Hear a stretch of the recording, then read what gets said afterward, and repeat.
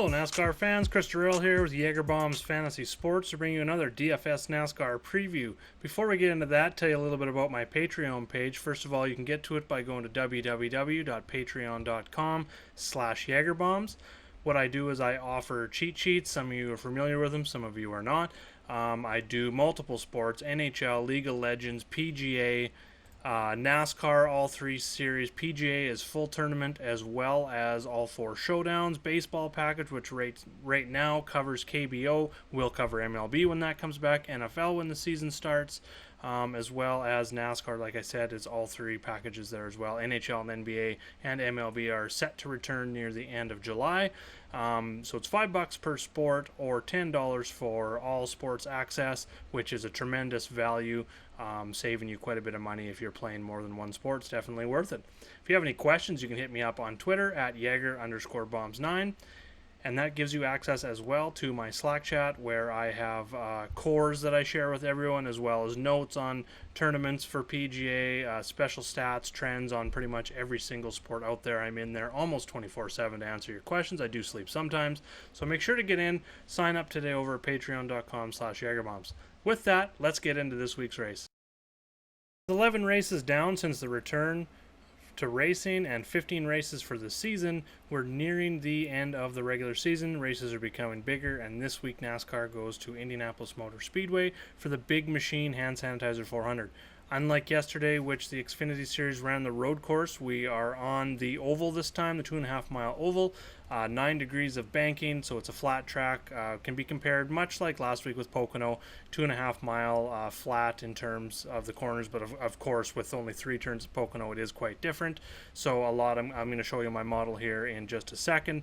There's 160 laps in the race. That's broken down into 50 laps for stage 1 and 2, 60 laps for stage 3. That's 400 miles of the race. So we're going to jump into the cheat sheet here. We're going to have a look. I'm going to show you my 4 core plays for the race. So first of all, we're going to jump over and look at the model. So I've got 10% on qualifying, 15 on qualifying inverse. That's just a way to give us some place differential.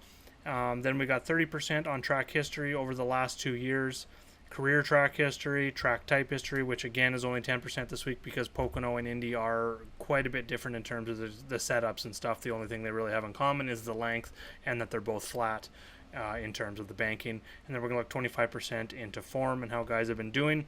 The other thing on the sheet that you can look at is the track history detailed, showing you each of the last 10 races, and then you go down to the bottom, you can look at the correlation from start to finish. So you can see last year's race, there wasn't a ton of correlation. Harvick dominated from the opening spot, but as you can see, out of the top 10, there was only 4 drivers who started top 10 that ended up finishing there, so there was some place differential to be had. There was 1 driver led 100 plus. Harvick was actually the only driver that led more than 20. He dominated, showing you total quality passes for the race to kind of show you how easy it was to pass, I guess, in relation to other races. So we'll go back and look at 2018 as well. So the correlation was very high to start to finish, which is usually the norm here. Quite tough at normally passing in terms of, comparing it to other races. The laps led was totally different story than 2019. 4 drivers led 20 plus, no driver led 50 plus, versus Harvick, who was the only driver who led 20 plus last year. That was the new rules package, so I might be looking a little bit more to the 2019 results, to the results before that, but still I'm going to be looking at all track history. So you can also look at the entry list if you're interested in looking at who's on what team, who's in which camp or whatever. This is more for like your Talladegas and Daytonas when you get a lot of teamwork and stuff like that, but you can always reference it here as well. And then we'll jump into the fantasy matrix soon here too, but we're going to get into the 4 core plays that I've got. So obviously number 1 in my model this week is going to be Kevin Harvick. As you can see, he's finished 8th or better in 6 straight here. He won the last race here, dominated last year, leading, I believe it was 113 laps. We'll go back and look at that. 118 laps he led last year. So he's been awesome here, very consistent. Go and look at his starting position this week. He is starting 11th, so we do get that place differential upside. Career track history, he's got 19 career races here, 2 wins, 13 top 10s in 19 races is incredible. 321 laps led and an average finishing position of 9.0. Track type history, which is looking at Pocono Indy, he's right there with 2 wins, 3 top 5s, tied with Denny Hamlin in that respect. He does have more Dominator points, obviously.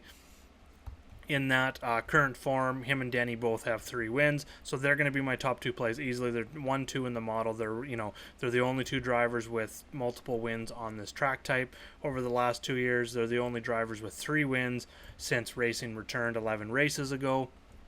As you can see, Hamlin's got 8 top 5s, but Harvick and him both have 8 top 10s. Harvick's got a few more laps led, and then average finishing position, Harvick's got him a little bit there. Scoring in terms of FanDuel has been about the same. DraftKings, Harvick's got the edge just because of the starting position in some of those races. He's picked up some good place differential points. So I'm looking at him as a 1-2. Him and Hamlin, they're going to be my top guys. The fact that Hamlin falls down a little bit in terms of price, and he hasn't been as good as Harvick here. He's still looking for that first career win here, but he's been red hot. Like I said, he's been red hot on this track type. That takes in Pocono into account, but that is the 2.5 mile flat tracks. 12.4 average finish is still pretty darn good here over a 14 race career, and he has finished 6th or better in 5 of his last 6. So looking at those two over on the fantasy matrix, I've got them both plugged in for about 50 laps led each, and you can, if you make your own copy of the sheet, you can definitely play with this matrix a little bit, and the copy that you will make will show more than 4 drivers. I just wanted to show my core drivers here, and I also wanted to hide some of the information from non-members, just to show the actual members, not just giving this stuff away for free here. So if you want all the information, definitely go over to my Patreon page, over to the Roto Pros, or over to dfsr.com. Get your subscriptions and sign up. You can get access to all the data that is on these sheets. Going back to Harvick and Hamlin, a top 5 finish is going to get them both, if they get around that 40 to 50 laps led, a top 5 finish is going to get them 50 plus DK points, which puts Hamlin in that 5x value return. Harvick's going to need a little bit more. I do have him kind of in that top 3, so 60 plus is going to kind of get him right around there. What we're looking for in terms of value return from those guys, easily one of them could dominate and get up there. I give it more chance that Harvick is going to be the dominator and get towards that 100 laps led again. I just don't see any individual driver getting 100 plus. I do see 2 drivers, and it's Hamlin and Harvick, obviously, that are going to lead 50 plus. We may see 3 drivers or 4 drivers lead 20 plus again for sure. But I don't think we're going to see a dominator like we had Harvick last year. So then jumping into my next 2 picks, we'll jump into that 9K range. I like Clint Bowyer. He comes in here with back-to-back top 5s at this track. Top 6s in 3 of his last 5, so he's got some up and down results, as you can see here. He hasn't had a career win here, but a decent 13.5 average finish over 14 races, so right there with Hamlin in terms of that, 1 place different.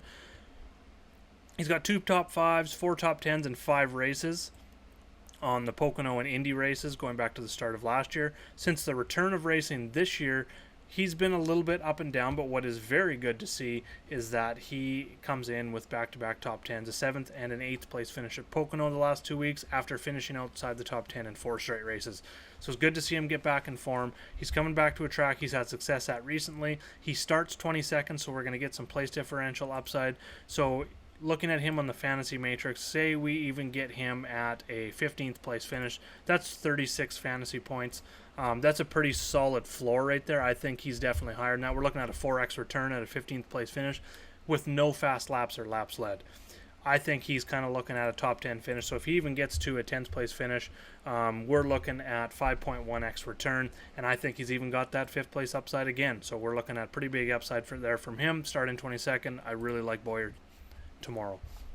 Ryan Newman, 4th guy I'm going to talk about here. He's number 8 in my model. He's only 5,900. The fact that we're getting a guy that's top 10 in my model, which is really, like I showed you, looking at a bit of qualifying, some place differential upside, track history, career track history, track type history, and then even form. Putting that all together, getting a driver that's top 10 in the model under 6K just seems like a bit of a steal on DraftKings, even at 7,300 on FanDuel. I'm a fan.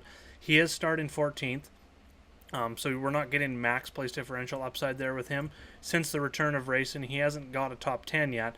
8 of his 11 races finished with a top 20, average finish of 18.4. Recently, looking at him, he's coming in with an 18th and a 15th at Pocono. 24th and 30th at Talladega and Homestead. And then before that, he was actually very consistent. 12th at Martinsville, 14th at Atlanta, 15th at Bristol, 17th at Charlotte. And looking at his track history here, he's finished with top 10s in 3 straight, 11th or better in 8 of his last 9. So I've kind of got him pegged in. I think a nice safe floor for him is right around that starting position for him, which is 14th, which is 30 points, which is 5x. I think we can definitely get a 14th out of him. I think he's got top 10 upside. So we're looking at 10th place at 38 points. We take that into account. That's 6.5x return, and I think he's even got more upside. I think we can probably see his high right around 5th to 8th, somewhere in there, right around that 40 fantasy points. So he's going to be a darn near lock for me. Probably going to be one of the guys that I'm going to have 40 to 50, 55% exposure to, and in play in all formats this week. So those are my 4 core plays. Like I said, if you want more information, definitely head over to my Patreon, over to rotopros.com or to dfsr.com. Get your memberships for those today. Hit me up in the chat rooms. I am pretty much available right up into lock and after lock to report on some ownership as well. Thanks for watching the video. Make sure to like and subscribe below. A lot more coming down the line. And let's go get some green screens this week. Good luck, everyone.